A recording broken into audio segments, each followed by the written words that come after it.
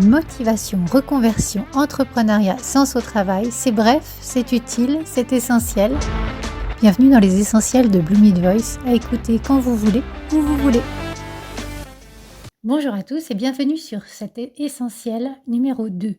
Vous avez peur de vous tromper? Dans cet extrait, Maud Allo partage les défis qu'elle a traversés. Crise sanitaire, santé, isolement et surtout comment elle les a transformés en levier de croissance. Un témoignage précieux pour voir l'échec comme une étape du chemin vers la réussite. Et si cet épisode vous inspire, retrouvez l'interview dans son intégralité dans l'épisode 2 de Blooming Voice.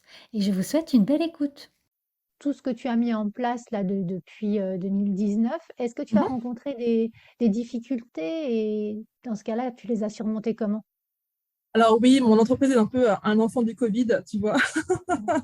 Effectivement, je me suis lancée en 2019 et en gros, les plus grosses difficultés que j'ai rencontrées, c'est déjà les moyens de production en ébénisterie parce que j'ai déménagé 2 fois et que justement, j'ai connu 3 confinements par rapport à mon activité et je ne pouvais pas accéder à l'atelier collaboratif dans lequel je travaillais le bois. J'ai aussi des annulations de commandes, des impossibilités de recevoir du public, toujours liées au Covid, ou de me déplacer effectivement chez des clients à certaines périodes. J'ai aussi un souci de santé que j'ai dû prendre en compte en priorité pendant quelques mois. Maintenant, c'est réglé. Et donc, effectivement, comment j'ai dépassé ces difficultés? Déjà, j'ai eu du soutien de mes proches, donc amis, famille et de mes parents, que je remercie.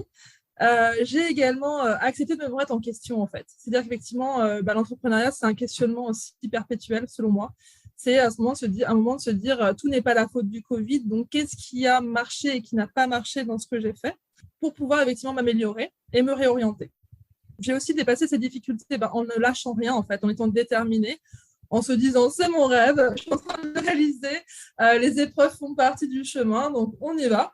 On cherche des solutions, notamment par rapport aux moyens de production en ébénisterie, où j'ai justement mis des choses en place, trouvé des moyens pour continuer à produire. Et par rapport justement à ce besoin de me créer un réseau pro que j'avais identifié suite à ce Covid qui nous avait un petit peu tous isolés et au fait que j'avais déménagé, changé de région.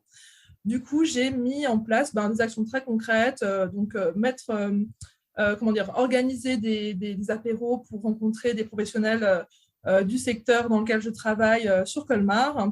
Également, travailler mon référencement Google, mettre l'accent sur mon site internet, notamment par mon blog, et également proposer des conférences en local pour me faire connaître des futurs clients en Feng Shui et autres.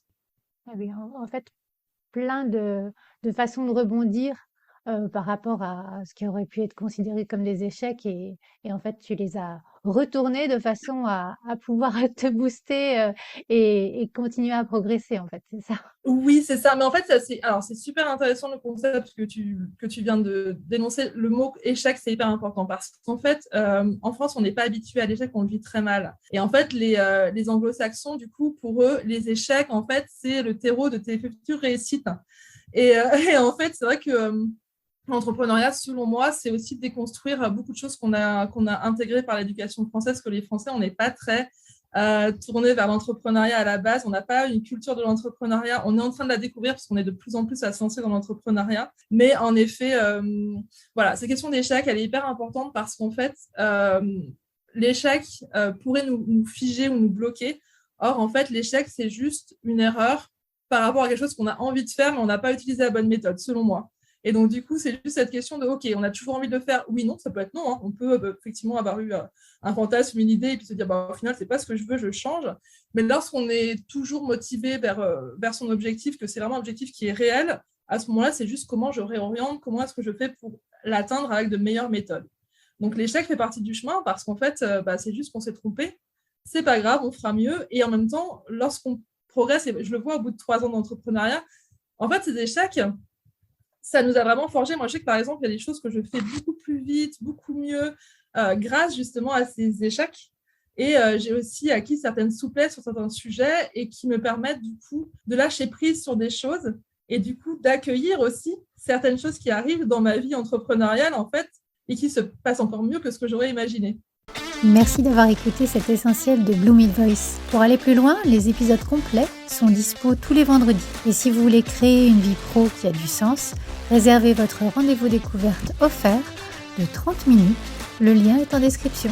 Si ce format vous plaît, pensez à lui mettre 5 étoiles ou à le partager.